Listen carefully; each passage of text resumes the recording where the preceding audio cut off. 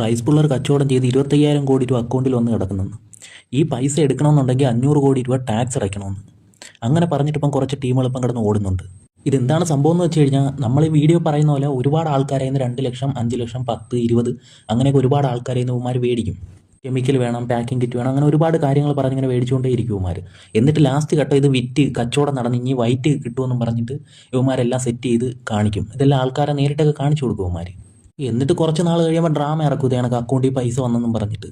ഈ പൈസ എടുക്കണമെന്നുണ്ടെങ്കിൽ 500 കോടി രൂപ അവന് കൊടുക്കണം, ഇവന് കൊടുക്കണം, ടാക്സ് കൊടുക്കണം, അങ്ങനെ പല കാര്യങ്ങൾ പറഞ്ഞിട്ട് ഈ തട്ടിപ്പുകാരന്മാർ ഇറങ്ങി നടക്കും ഇങ്ങനെ. എന്തുകൊണ്ടാണെന്ന് വെച്ച് കഴിഞ്ഞാൽ, നമ്മളിപ്പോൾ 1 ലക്ഷം രൂപയും 2 ലക്ഷം രൂപയും കൊടുത്ത ആരെങ്കിലും കയ്യിൽ 500 കോടി രൂപ ഉണ്ടാ? ഒരിക്കലും ഇല്ല. അപ്പോഴത്തേ അങ്ങനെ ഒരു സംഭവം നടക്കത്തില്ല, സംഘടിപ്പിക്കാനേ ജന്മത്ത് പറ്റത്തില്ല. ആ പേരും പറഞ്ഞിട്ട് ഇവന്മാരെ ഇറങ്ങി നടക്കുന്ന ഒരു പതിവാണ് ഇതുള്ളത്. ഇത് പണ്ട് തൊട്ടേ ഇങ്ങനത്തെ തട്ടിപ്പ് നടക്കുന്നുണ്ട്. അപ്പോൾ നിങ്ങൾ ചിന്തിക്കുന്നുണ്ടായിരിക്കും, ഈ 2, 10, 20 ലക്ഷമൊക്കെ മുടക്കിയവർക്ക് ഇത് കണ്ടുപിടിക്കാൻ പറ്റൂലെന്ന്. ഒരിക്കലും പറ്റത്തില്ല. ഈ തട്ടിപ്പുകാരന്മാർ ആൾക്കാർ തന്നെ ഒരു 4-5 പേര് ഇരകളെ കൂട്ടത്തിൽ നിൽപ്പുണ്ട്. അവന്മാർ വലിയ എമൗണ്ട് ഇട്ട് എന്നുള്ള രീതിക്ക് ഇവരെ കൂട്ടത്തിൽ നിൽപ്പുണ്ട്. ഉദാഹരണത്തിന് 2 കോടി 3 കോടിയൊക്കെ ഇതിൽ മുടക്കിയിട്ടുണ്ടെന്നും പറഞ്ഞിട്ട് ഈ ചെറിയ പൈസ ഇറക്കിയവരുടെ കൂട്ടത്തിൽ വലിയ ആൾ കളിച്ചിട്ട് നിൽക്കും. അതുകൊണ്ട് മാത്രമാണ് ഇവന്മാർ പിടിക്കപ്പെടാത്തത്.